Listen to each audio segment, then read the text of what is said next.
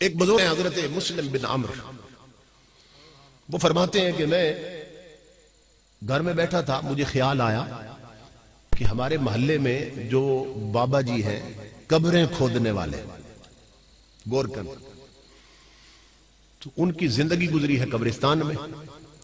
تو میں آج ان سے پوچھوں تو صحیح کہ قبرستان میں کبھی عجیب شے بھی کوئی دیکھی ہے؟ کہتے ہیں میرے دل میں نہ اللہ نے بات ڈالی. میں چلا گیا ان سے پوچھنے کے لیے. جب میں نے سوال کیا وہ رونے لگ گئے، کہنے لگے ابو مسلم، میں نے ایک ایسی چیز دیکھی ہے اسے میں بھول نہیں سکتا، اور اس منظر نے میرا رخ اور کانٹا بھی بدل دیا تھا. پہلے میں بھی غفلت میں تھا. یہ میری ماں بہنیں بیٹیاں غور سے سنیں. وہ بزرگ فرماتے ہیں کہ وہ گورکن کہنے لگا، قبر کھودنے والا کہنے لگا میرا یہ پیشہ ہے کہ میں قبرستان میں 3-4 قبریں تیار رکھتا ہوں ریڈی میڈ، پھر جن کا کوئی مر جائے تو وہ آ کے مجھ سے قبر خرید لیتے ہیں، اس کی مزدوری مجھے دے دیتے ہیں قبر کھودنے کی، بس اسی پہ میرا گزارا ہو رہا اور زندگی چل رہی.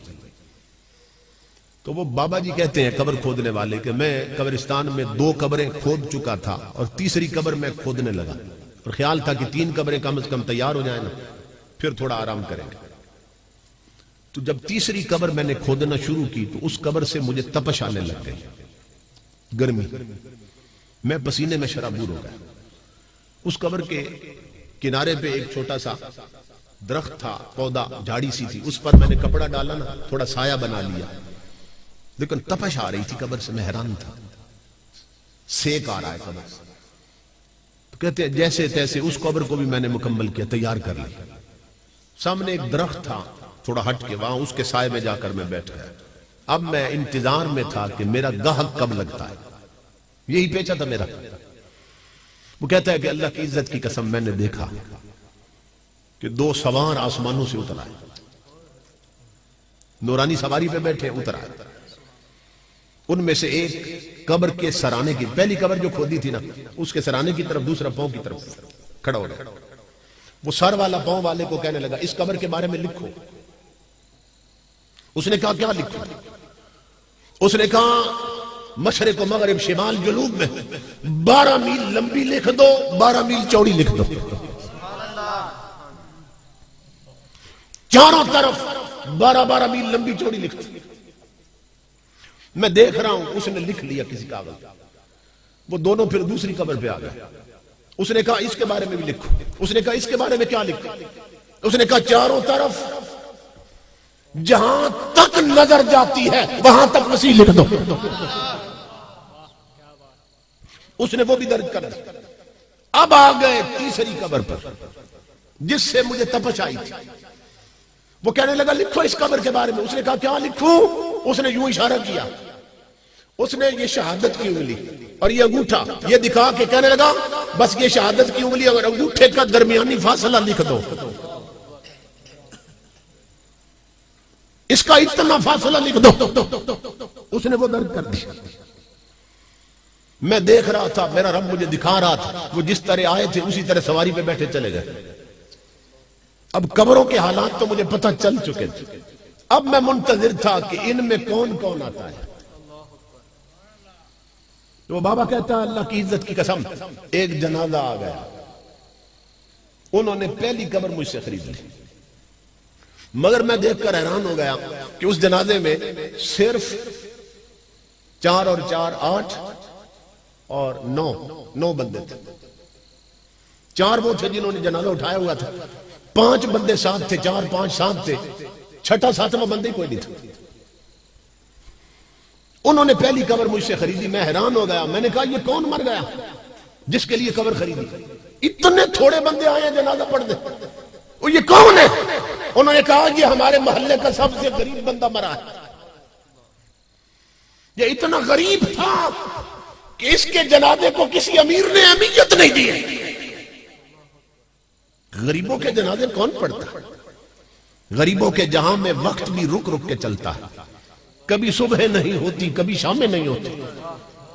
تو ہم تو جنازے بھی ادلے بدلے میں پڑھتے ہیں کہ میرے مرے تھے تو یہ پڑھنے آئے تھے، اب ان کے مرے ہیں تو میں پڑھ جاؤں. غریبوں کے جنازے کون پڑھتا؟ وہ کہنے لگے یہ اتنا غریب تھا کہ اس کے جنازے میں بھی کوئی نہیں آیا اور ہم نے چندہ کر کے نا اس کے کفن دفن کا انتظام کیا. اتنا غریب اور اسی چندے سے تجھے قبر کی مزدوری بھی دی ہے.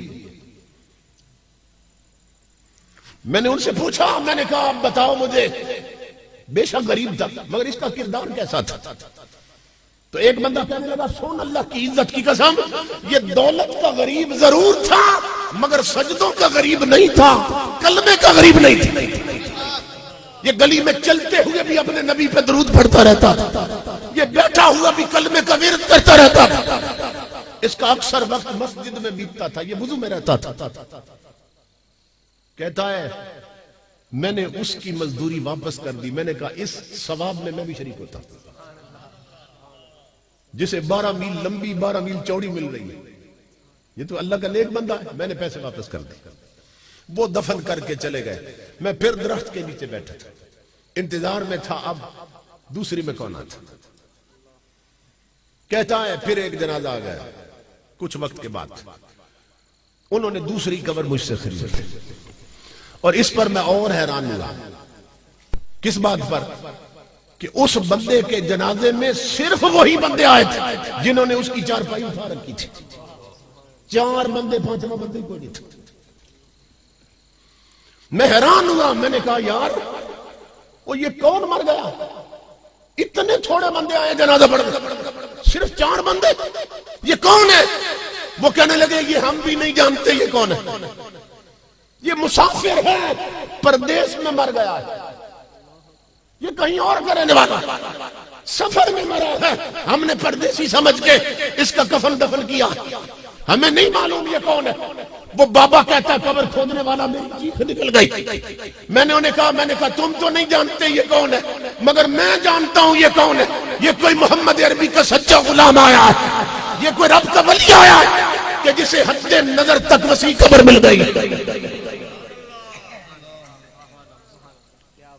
یوں فیصلے ہوتے ہیں. اس کی مزدوری بھی واپس کر دی میں نے, اس کو دفن کر کے چلے گئے. بابا کہتا ہے میں پھر درخت کے نیچے اب منتظر تھا اس تیسری میں کون آتا. اب سننا غور سے, تیسری میں کون آتا. یہ بہت بڑے اللہ کے ولی ہیں جو بیان کر رہے ہیں. کہتا ہے کچھ وقت گزرا, ایک جنازہ آیا. جنازہ کیا تھا؟ پیچھے عوام کا سیلاب آیا ہوا تھا.